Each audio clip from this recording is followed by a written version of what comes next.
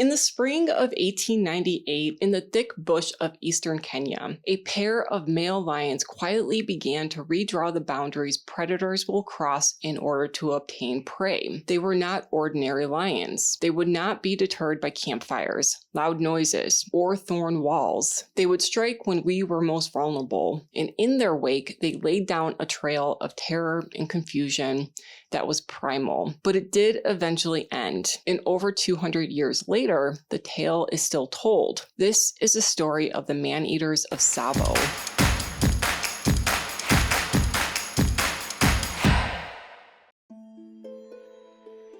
In March 1898, the British colonial enterprise was building the Great Trans-African Rail Line, a rail line that would connect the Indian Ocean at the port of Mombasa to Lake Victoria inland. The portion of the railroad that was under construction during these events were located near what is now the west gate to the Tsavo National Park. So I pulled up Google to try to locate where this construction project was in 1898. And I'm pretty sure that this location is correct because there are references to the famous man-eating events.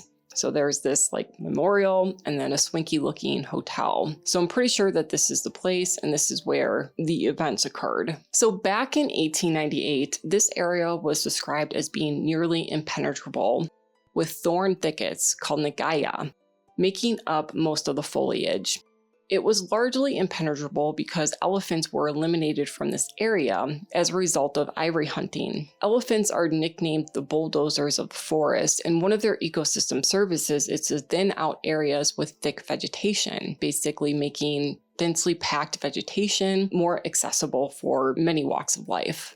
And so I'm saying this to illustrate that the laborers were dealing with a much harsher environment at the time of the events. This area would have had thicker vegetation back in the late 1800s, meaning what you see now is the effect of elephants being brought back to the area. The workers were largely Indian laborers and African assistants, and they were housed in camps spread over many miles. The camps consisted of tents, huts, bungalows, and makeshift shelters. This crew was led by Lieutenant Colonel John Henry Patterson, the civil engineer. Now, at first, the darkness gave them some respite from this harsh environment. It was sweltering hot out there, but unbeknownst to the crew and Patterson, there was a pair of maneless lions stalking them in the darkness. One day in March, Patterson was making his rounds around the camps, and one particular tent had an eerie presence to it. He could see the bedding of the tent partially pulled out, and upon further inspection, the dirt looked as though it had drag marks and possibly traces of blood soaked in it. Now, there isn't really any documentation of who this potential first victim was because in 1898, thorough documentation just didn't really exist. So it's not like Patterson knew right away who was sleeping in that tent, though I'm sure if he asked around, he would have been able to find out. Now, these workers were called coolies, and they weren't exactly treated well. They weren't slaves in the sense that there wasn't legal ownership of them, but they were employed under a system of colonial forced labor practices. So they kind of were in this gray area where they were sort of employed, but also totally being forced to be employed and to work on this construction project, meaning they were heavily exploitable and expendable. So I got the impression that a few missing people here and there probably went unnoticed, especially if they were missing quietly. And at this point, there were no reports of screaming men being dragged out from their tents or witnesses saying that they heard terrifying grunts of a lion. More of an investigation was done when Patterson kind of started to realize oh shit, this might be lions. This is why everybody's disappearing. I might be next. We gotta do something about this. So men were woken up from their slumbers to loud struggles, low grunting noises, and then men's cries, which started out in earshot but then faded into the bush until they fell silent. It became abundantly clear that lions were stalking the camps and workers were on the menu.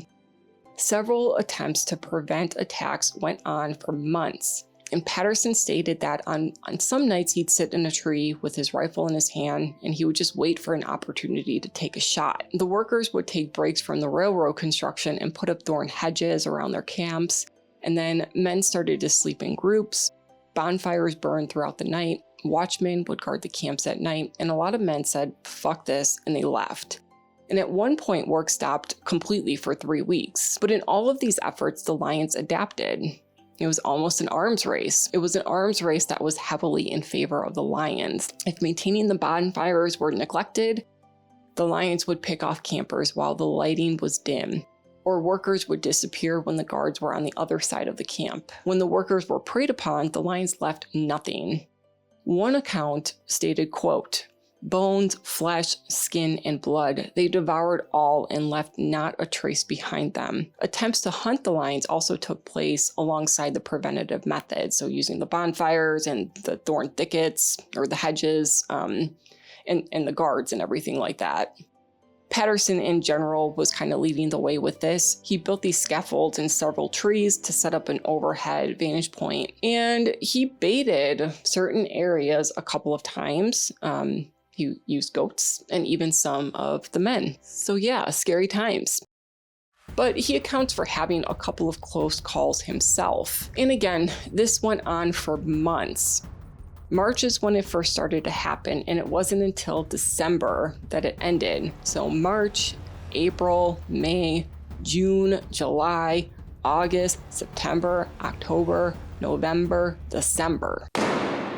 Hey y'all, I know YouTube is really saturated with millions of videos uploaded every day, so I really appreciate that you clicked on my video and have made it this far. If you're enjoying the video and would like to support my growth, please like, share, comment, hype, or subscribe. All of those tell the YouTube gods that this video is worth pushing, and so I really appreciate it. Also, I do all of my own research, script writing, recording, and editing myself, so it kind of just gives me a boost in confidence to tell me that I'm doing a good job. So thank you again for taking the time, but let's get back into it. For 10 months, men were dragged out of their sleeping quarters until the arms race started to tip in favor of the men. Patterson fatally shot one of the lions on December 9th, 1898. So what took place on that fateful morning? Patterson recalls seeing one of the African laborers running in the dimly lit hours at dawn. He was waving his hands and looking back behind him, periodically yelling, "Simba, Simba," which means lion. We all know that, right? A man was being attacked, but a group of men overwhelmed the lion, so the lions took a donkey instead. The laborer was letting Patterson know that the lions were focused on their meal, and now this might be his best time to take a shot. They crept towards the kill area, and as if this was written for a movie, one of the laborers that was behind Patterson got snagged on a branch, and it snapped. And that snap was loud enough that the lions heard it. At first, they just kind of growled towards the direction of the snapping twig, but eventually the lions did scare off and the men went back to the camp. Now, Patterson at camp gathered some men and asked them to bang on anything they could to make noise. Drum barrels, they had 2 rocks or 2 sticks together. If they had any kind of noisemakers, they were just trying to make as much noise as possible. And they were using that noise to drown out Patterson as he made his way towards the lions again, but also to cause like a little bit of confusion for the lions. So then Patterson crept up to the area where that donkey was, and he found himself at a spot where there was a clearing. And very soon after, one huge maneless lion stepped out into the clearing. This was one of the only times Patterson has ever seen the lions without the bush disrupting his view, let alone while he had his rifle on him. As the lion crept into the clearing, which was very carefully, by the way, the lion kept looking behind him to where the crew was making all of the noise. And at this point, Patterson pretty much knew that if it wasn't for the orders of having the crew make all that noise, the lion probably would have seen him by now. When the lion was within about 15 yards from Patterson, he raised his rifle to take a shot. The lion spotted that movement, threw back its hind legs, and began to growl. Patterson pulled the trigger. It misfired. That really could have been the end of Patterson right then and there, but instead of attacking Patterson, this lion just went into the bush again. But before the lion disappeared completely, Patterson was able to collect his wits. And at that point in time, he took a shot. An angry growl echoed from the bush, and this basically suggested that the lion had been hit. And this was confirmed as Patterson was able to track the lion's blood trail. until he lost it in a rocky patch. So at sundown, Patterson perched himself up on one of his platforms, and once again, he was looking to have a bird's eye view of the camps and possibly just a better place to take a shot. As night fell, Patterson began to nod off into a slumber, and as he was off into a dreamy stupor, something knocked him awake from behind. His heart was pounding, thinking it was the lion pouncing on him. Dear God, Patterson was left thinking, this is it. This is the end. I'm going to die. But it was just an owl. This, of course, spiked his adrenaline, but not for very long. He stayed awake for a little bit, and then the adrenaline wore off and he fell into another stupor. But he was woken up to a twig snapping. This time, it was the lion that he nicked earlier. And Patterson could tell by the illumination of the bonfires made by the camps that this lion was circling him. So with each complete circle, the lion was inching himself closer and closer and closer. This lion was stalking him. At this point, Patterson realized this makeshift platform was not equipped for this scenario.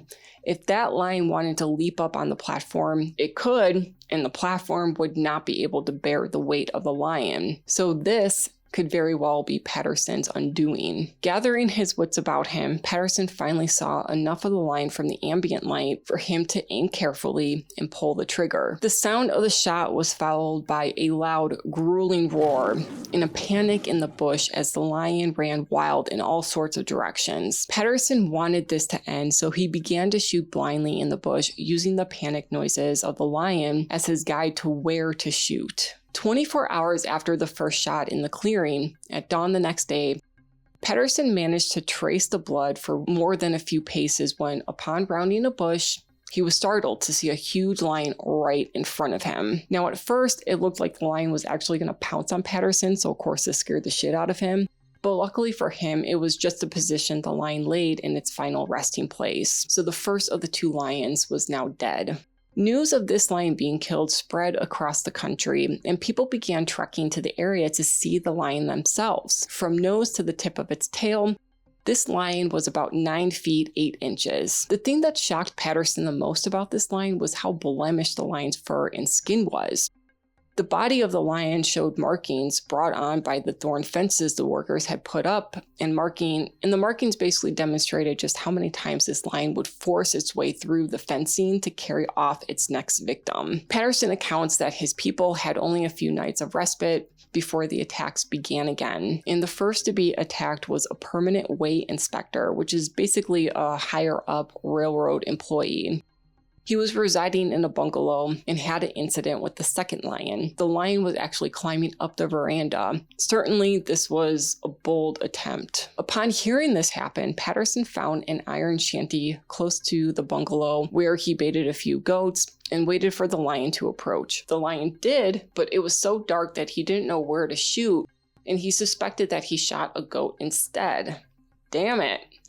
At sunrise, they were able to track down the lion from the drag marks of it taking the baited goat, and about a quarter of a mile in, they could hear the lion snacking on its meal. The lion growled as he heard Patterson and his crew approaching, but eventually the lion decided it was not worth the risk, and it took off. The goat was hardly eaten, and Patterson thought the lion would come back for the rest of them, so he hastily put up a scaffold in a tree to ensure that, once again, he had a good vantage point from above. Like the other times, it wasn't until late in the morning, so we're talking like 2 a.m., I guess it's kind of early in the morning, he began to drift off and started to fall asleep. He was suddenly awoken to one of the men keeping him company. Soon the lion passed almost beneath the scaffold as it made its way to the goat it killed earlier. As it was dark at this moment, Patterson took a shot when he saw just a little bit of the lion's coat shimmering in the moonlight. Now, upon shooting, he saw that the lion dipped down in response to being hit. So he figured the lion would bleed out and it would be an easy retrieval in the morning. But much like the other times, he was able to follow the blood trail for a little bit before it disappeared in a rockier area. After that, a few days went by and there were no attacks. Everyone was convinced the lion did die somewhere far away, but because they had been traumatized by these attacks, they still continued to practice their measures to deter the lion from entering the camps. Basically, they wanted a body or it wasn't dead. So, on day 10, In the middle of the night, Patterson was aroused by screaming from a gentleman that was sleeping in a tree. A lion was climbing up the tree to get at him.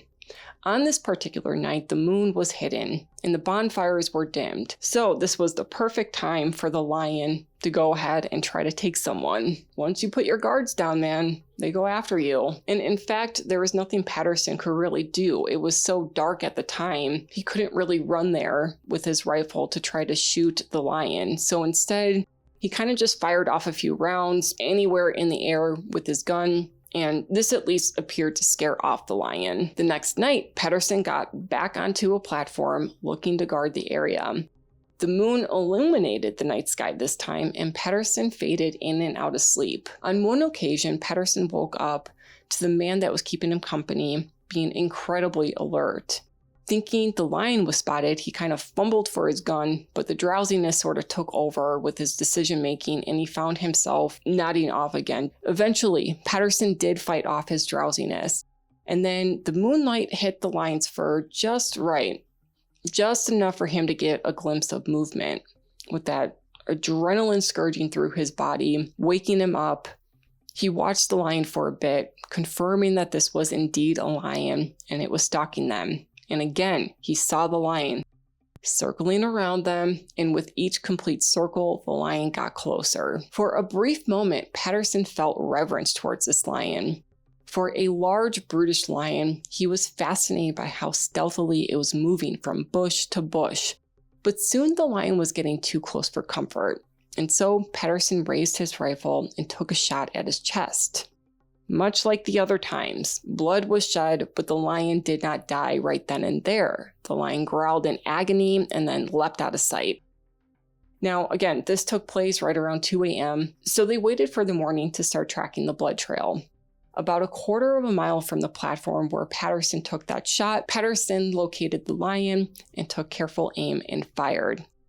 Instantly, the lion sprang and began to charge them. And at this point, Patterson was kind of going out, guns a-blazing. Oh shit, this thing's charging me. So he was shooting at the lion a few times, and each time the lion just kept charging them and getting closer to them. So much so that Patterson and his crew actually started to panic, and they retreated to a nearby tree. So the lion charged them, chased them up a tree, and then it seems like he kind of realized that he wasn't going to be able to get him. He was too injured. Basically, his back leg was too injured from the bullets, so he started to limp back into the thicket.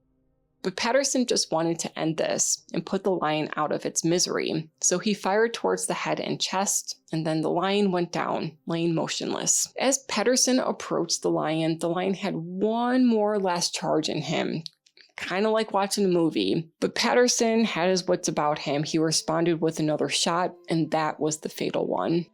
The lion fell over and laid there motionless, biting on a branch which had fallen to the ground. This lion measured about 9 feet 6 inches, much like the first lion. Also, much like the first lion, the fur of this lion was also deeply scarred by the thorn hedges that it broke through so many times to grab workers. In the immediate aftermath, the bridge work resumed, with some of the workers who had fled coming back to complete the project. Over the following decades, the story became a legend, with the retelling of events being often exaggerated and the body count getting larger and larger. Now, Patterson firmly believed that 135 men were taken, and for nearly a century, that is kind of what was believed. Over a century later, scientists started to investigate this event to see if they could answer the question of why. Why did these lions become man-eaters? After all, we have largely taken ourselves out of the food web due to our use of projectiles and all the deforesting that we're doing. So going after humans is actually kind of a rare occurrence for any top predator. It was once believed that maybe the lions had a prey shortage. Around that time, there was a drought, and a cattle plague, which is known as rinderpest, reduced the population of their normal prey. And as I said in the beginning, the ecosystem was kind of degraded already just due to the removal of elephants. So it's possible they turned to humans, goats, and donkeys because their normal prey just wasn't plentiful. And because humans were staying put in one area, right, they didn't have to follow a migration. Their location was pretty predictable night after night, like why not? That's pretty easy prey. But in one study in 2017, researchers examined the microscopic wears on the lion's teeth, and they confirmed that the dominant lion had a root tip abscess in one of its canines, and this would have made hunting their prey pretty difficult. DNA studies confirmed that these lions had consumed humans, but it was believed they ate around 67 people, not 135, as Patterson suggested. Now, I don't think that this was intentionally over-exaggerated. I feel like if I were to put myself in these people's shoes, I would have probably overestimated the number of victims just because of how traumatizing the events were. It probably would have felt like more people were killed.